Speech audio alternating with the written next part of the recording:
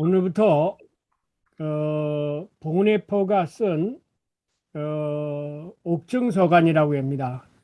보네포가 옥에서 쓴 편지들 모아서 책으로 편집한 것을 옥증서간이라고 하는데, 이 옥증서간의 책의 제목을 저항과 복종이라고 편집부에서 마쳤습니다. 보네포가 1943년 9월, 그러니까 보네포가 1945년 4월 9일 날 교수형을 당하죠. 그러니까 한 2년 전이죠. 2년 전부터 자기가 죽을 것을 예상하고 유언을 합니다. 그래서 1943년 9월부터 11월에 두 번에 걸쳐서 유언을 하는데, 이게 날짜가 똑같아 가지고 한 가지 유언이라고 하는 것도 있습니다. 어쨌든 보네포의 모든 신학은 그 이전에 많은 것들은 학문적 신학이었다면, 보네포의 옥중서신에서 쓴 글들은 그야말로 마지막 종말론적인 글이라고 볼 수 있으며, 그래서 오히려 이전에 썼던 학문적인 책들, 쌍톤 커무니오나 악툰 자인 혹은 나폴게 나를 따르라, 이런 책들보다도 보네포가 죽음의 앞에서 특히 이 1943년 9월 이후에 쓴 글들 속에는 그야말로 하나님 앞에서 코람되어 하나님 앞에서 쓴 글입니다. 자신의 신앙적 신학과 하나님 앞에서 또 죽음이라는 이러한 세 가지 갈등 속에서 쓰여진 글이기 때문에 보네포 신학의 정수가 바로 1943년 9월 이후에 쓰여진 이 옥중서간에 담겨져 있다고 해도 과언이 아닐 것입니다. 그래서 지금까지 르비딤 기도에서 시편을 공부해 왔습니다만, 시편도 마찬가지로 곤경과 어려움과 환난 속에서 공부를 하나님 앞에 기도를 해왔던 사람들의 글입니다.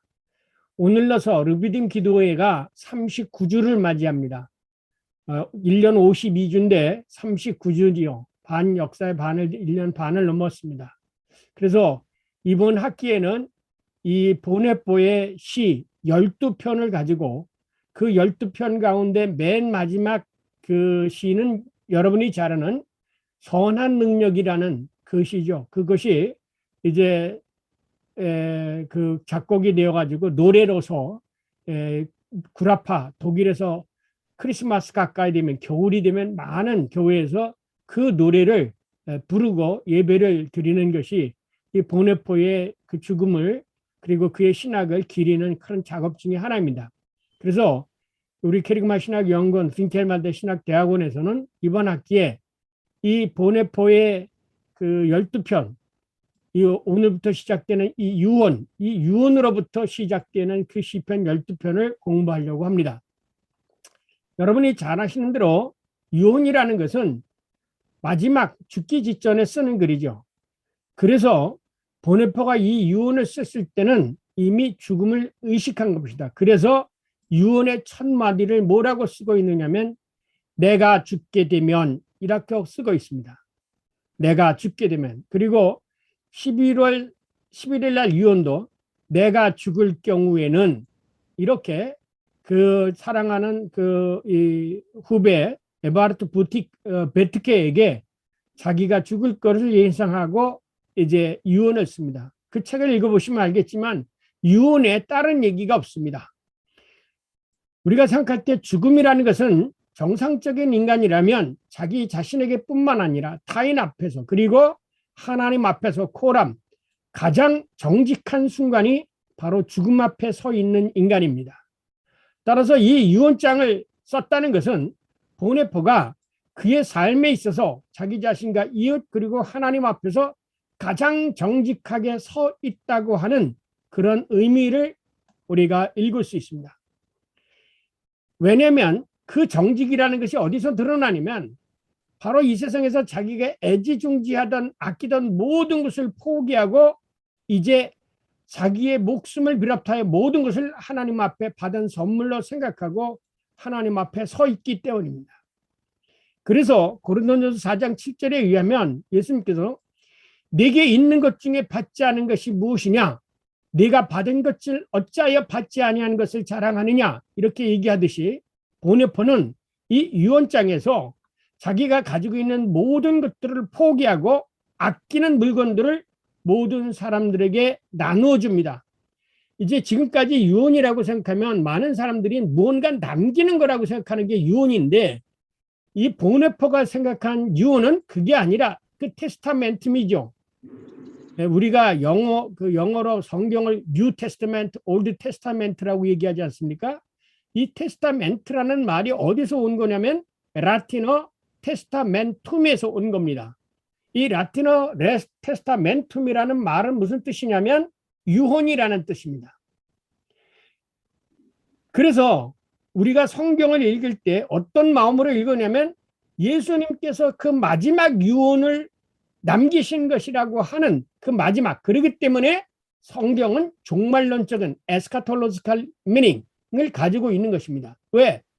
유언이라는 것을 가지고, 유언이라는 의미를 가지고 있기 때문에 알몸으로 이 세상에 태어났지만 알몸으로 세상을 떠나야 하는 그 죽음 앞에서 유언을 남기는데, 그 유언을 내가 뭐해라 이러지 않고 그 유언 속에 뭐가 담겨져 있느냐면 철저하게 나의 것을 나누어 주는 것, 이것이 유언 속에 담겨져 있습니다. 한마디로 말해서 나에게 있는 것을 모두 버리는 거예요. 내가 아끼고 중요하게 여겼던 것들을 사랑하는 사람들에게 다 나눠주는 이야기, 이게 유언장에 담겨져 있습니다. 그 책을 읽어보면 내 만년필은 누구에게 주고 내가 아끼던 아렉에게는 책, 그건 누구에게 나눠주고 책상은 누구에게 나눠주고 다 나눠주는 이야기를 유언으로 남기고 있어요. 그래서 아까 읽었던 것처럼 예수님께서 잡히시던 날 밤 새로운 유언, 노번 테스타멘툼, 이것을 우리가 번역해서 신약 성경이라고 얘기를 하는 겁니다. 엄밀하게 얘기하면 신약 성경은 새 언약이라고 번역이 됐지만 이것을 라틴어 원어로 얘기하면 새로운 유언입니다. 예. 그래서 인자는 기록된 대로 가거니와 아까 읽었습니다. 그 말은 뭐냐면 예수님도 죽기 직전에 기록된 대로 간다는 것은 이제 죽는다 내가. 예. 그러면서 죽을 때 뭘 나눠주시냐면 예수님은 당신의 몸과 피를 나눠주십니다. 아까 우리가 읽었던 것이죠. 그래서 이 당신의 피와 몸을 나눠주시는 게 유언이에요. 그래서 이것을 따서 테스타멘툼이라는 성경에 책명을 붙인 거예요. 여러분 왜 성경을 뉴 테스타멘트, 베스트 테스타멘트 구약이라고 붙였는지 아십니까? 바로 이것이 유언이기 때문에. 그 유언이라는 것은 이 성만찬에서 예수님이 당신의 몸과 피를 나눠줬다고 해서 그것을 따가지고, 원어성어는 이 하이마 디아테케 무, 내 피의 언약이라고 이렇게 되어 있지만 라틴어로는 이게 뭐냐면 예수님의 노범 테스타멘툼인 거예요. 마지막 새로운 유언. 그래서 신약 성경을 뉴 테스타멘트라고 말씀을 책명을 붙인 거예요. 여러분 이것은 교인들에게 잘 가르쳐 줘야 합니다. 왜 신약 성경을 뉴 테스타멘트라고 붙였느냐? 테스타멘트가 라틴어 테스타멘툼에서 온 거다. 그래서 초대교회 교인들은 늘 항상 이 유언대로 성만찬을 지정했던 거예요. 설교보다 성만찬이 먼저 있었던 거예요. 그래서 사도 바울도 파라도시스, 내가 먼저 받은 것을 파라도케, 내가 너희들에게 전하나. 그게 뭐냐? 이 유언을 전하는 거예요. 그게 뭐냐면 이게 성만찬이에요. 그래서 예수님이 마지막으로 뭐냐면 이제부터 내 아버지에서 난 것을 내가 마지막 먹지 않겠다. 이게 마지막이에요. 이렇게 예수님께서도 죽기 직전에 자기의 모든 것, 몸과 피를 다른 사람들에게 나눠주는 것, 이것이 유언의 본질이라는 겁니다. 그래서 성경은 이것을 가르쳐서 뉴 테스타멘트, 문자적으로 해석하면 새 유언이라고 부르게 된 것입니다. 근데 아직도 목사님들이 이 의미를 모르는 사람들이 대부분입니다. 테스타멘tum 영어라고 하면 이 테스타멘tum이 뭔지를 모릅니다. 이게 유언이에요. 유언. 보네포는 자기 약혼녀 마리아에게 자기 유물 가운데서 가장 먼저 우선 마리아는 내 물건 가운데 기념으로 간직하고 싶은 것을 고르도록 하라 해서 자기가 가장 사랑하는 사람에게 자기 물건을 우선권으로 갈 수도 있을 때는 선택권을 줍니다. 그런데 중요한 거예요, 여기서. 그러나 자기 부모에게는 뭐라고 말하냐면 이 말입니다. 부모에게 선물할 것이라고는 감사밖에 없습니다. 이렇게 말합니다. 왜 우리가 성만찬을 유카리스트라고 말하는 줄 아십니까? 이 성만찬이 하나님에게 대해서는 예수님이 당신의 몸과 피는 제자들에게 값없이 나눠주지만 하나님에게 대해서는 뭐야?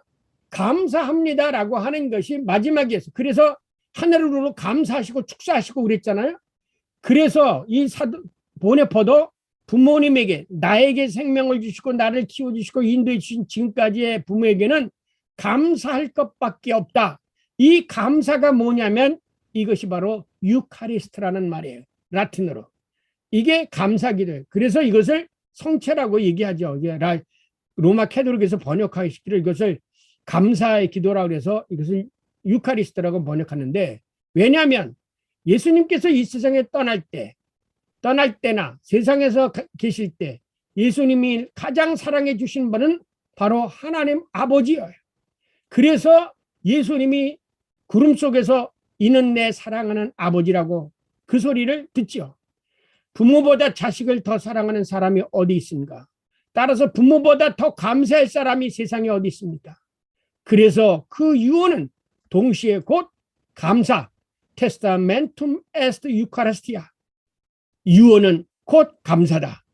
유언은 자신을 낳았고 일평생 길러주시고 동행해주신 사랑해주신 부모님에게 마지막 감사드리는 게 이게 유언이에요. 그렇지 않습니까? 내가 이 세상에 떠나갈 때 누구에게 감사합니까? 내 일평생 나를 길러주시고 나를 생명을 주신 아버지 하나님 아버지, 내 육신의 어머니 아버지에게는 감사할 것이고 다른 사람들에게는 내가 아끼고 있던 것을 다 나눠주는 것, 이것이 유언인 것입니다. 이 점에서 유언이 인생의 가장 소중하고 성숙한 시기에만 쓸 수 있는 것이고 하나님과 사람들 앞에서 가장 겸손할 때만 쓸 수 있는 것이다. 유언은 아무 때나 쓰는 게 아니라 자기 인생의 마지막 가장 인생의 성숙기에 이르렀을 때 유언을 쓰는 것이, 유언을 남기는 것이 아니라 중요한 것은 나의 모든 것을 다른 사람들에게 나눠주는 것이다. 이것이 보네포가 가지고 있는 유언의 의미예요. 그래서 이 보네포는 자기가 가지고 있는 것들을 나눠주시죠. 나눠줍니다. 입으로만 읽어갈 디트리트 보네포의 시는 바로 이러한, 앞으로 읽어갈 보네포의 시는 바로 이러한 보네포와 같은 심정, 유언을 쓰고 이 시를 쓰는 거죠. 모든 걸 나눠주고, 이렇게 모든 걸 나눠주고 하나님 앞에 자기 부모님에게는 하나님과 자기 부모에게는 감사하는 마음으로 보네포는 이제 죽음을 앞두고 시를 쓰기 시작합니다. 그 유언을 써놓을 때 우리는 이 깊은 보네포의 시를 이해할 수가 있는 것입니다. 여러분, 오늘 여기 속에서 여러분이 꼭 알아야 될 것은 신학자들도 모르고 목회자들도 한 번도 들어보지 못했던 게 뭔지 아십니까?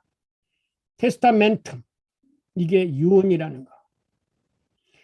초대교회는 디아테케라는 헬라어를, 라틴어 교회에서는 이거를 테스타멘툼, 초대교회는 테스타멘툼으로 바꿨었어요. 왜? 예수님께서 마지막 잡히시던 전날 밤에 당신의 몸과 피를 제자들에게 모두 나눠주신 그 마지막 삶, 그 마지막 삶을 기억하기 위해서 성만찬을 행하고 그 성만찬을 하면서 예수 그리스도를 기억했기 때문에 성경을 테스타멘툼이라고 번역한 거예요. 헬라어 카이네 디아테케, 새 언약을 노본 테스타멘툼으로 번역한 거예요. 라틴어로 번역한 겁니다. 그것이, 그래서 예수님이 마지막 날 잡히시던 날 밤 마지막 행한 유카리스트, 아버지에게는 감사하고 제자들에게는 나눠주는 마지막 그 사건, 그 마지막 유언의 행위, 그것이 바로 곧 성만찬이었다는 것. 그것을 기억해서 초대교회는 설교보다 성만찬이 먼저 진행돼요. 그래서 사람들이 그 오순절에 보면 사람들이 모여서 떡을 떼고 예수 그리스도의 마지막 유언을 기억했다고 하는 것을 우리는 꼭 알아야 됩니다. 노뵼 테스타멘툼. 그래서 제가 이름을 붙였습니다. 테스타멘툼 메스트 오이카리스타. 유언은 곧 감사다. 일평생, 만약에 여러분이 이제 생명이 다 됐다고 해서 여러분이 유언을 쓴다고 한다면 그 유언 속에 무슨 내용이 있을까요?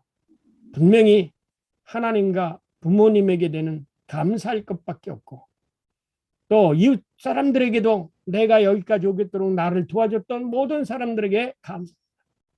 그래서 칼바르트는 기독교인의 한 가지 윤리가 있다면, 모든 것은 우리가 행할 수 없다. 그러나 한 가지 윤리가 있다면 이것은 감사다, 오이카리스트다, 이렇게 말을 한 겁니다. 이제 오늘부터 읽어가야 할 그 보네포의 시를 우리가 참으로 읽기 위해서는 우리도 유언을 써놓고 보네포의 시를 읽는다면 보네포의 시를 깊이 이해할 수 있을 것입니다. 그리고 더욱더 우리들의 삶 속에서 감사하다는 말이 절로 나올 것입니다. 우리 이런 마음을 가지고 한 학기 동안 보네포의 시를 깊이 묵상하는 그런 기회가 되었으면 좋겠습니다. 테스타멘툼 에스트 오이카리스티아. 유언은 곧 감사다. 일평생 살아온 것에 대한 감사다. 제 개인의 얘기를 죄송합니다만, 제가 그 수술을 받던 처음 이제 제가 이게 요 때면 6시가 되면 꼭 안압 그 약을 누기 때문에 오른쪽 눈이 자꾸 이렇게 감깁니다. 예. 그러면서도 감사한 거는 실명의 그 위기 속에서 마지막 새롭게 발견한 찬송가가 392장입니다. 그 찬송을 부를 때마다 늘 항상 제 마음속에는 하나님 감사합니다. 그리고 예수 부활 세미나를 했을 때 저는 무슨 생각을 했냐면, 이것이 나의 마지막 강의가 될지라도 나는 하나님께 감사할 뿐이다, 이런 생각을 했습니다. 왜? 예수 그리스도의 이 기독교 복음의 가장 핵심적인 것은 바로 예수 그리스도의 십자가의 죽음과 부활인 것입니다. 여기서 떠난 모든 신학은 다 사변적인 것입니다.